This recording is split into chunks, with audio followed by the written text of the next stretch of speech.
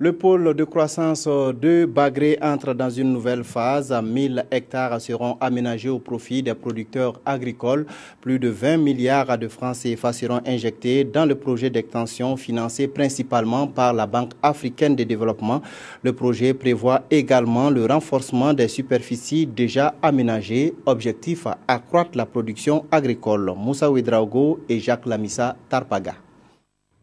Ce vaste espace sur la rive droite du Nakambé sera aménagé bientôt. Ce sont plus de 900 hectares de terres de culture agricole qui sont prévus.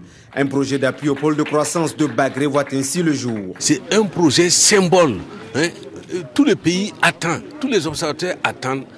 Donc le fait d'avoir pu compléter le financement de la phase prioritaire va accélérer la mise en œuvre de ce grand programme économique de notre pays. Toutes les personnes affectées par l'implantation du projet ont été associées aux négociations et à la prise en charge. On était content de les voir dans la salle.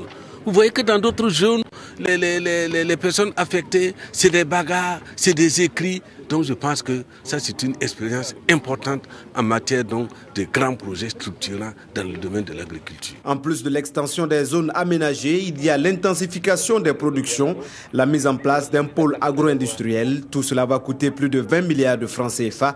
La Banque africaine de développement apporte l'essentiel du financement. C'est un projet qui s'inscrit dans le cadre de l'agriculture, mais pas seulement l'agriculture tout court, c'est l'agriculture comme un objet, un outil de développement et de croissance.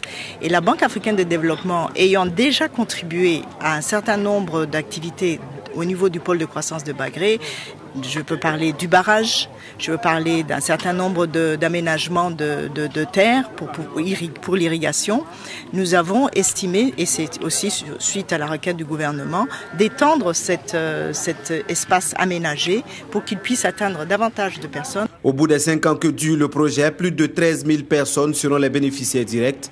Ce sont pour la plupart les jeunes et les femmes.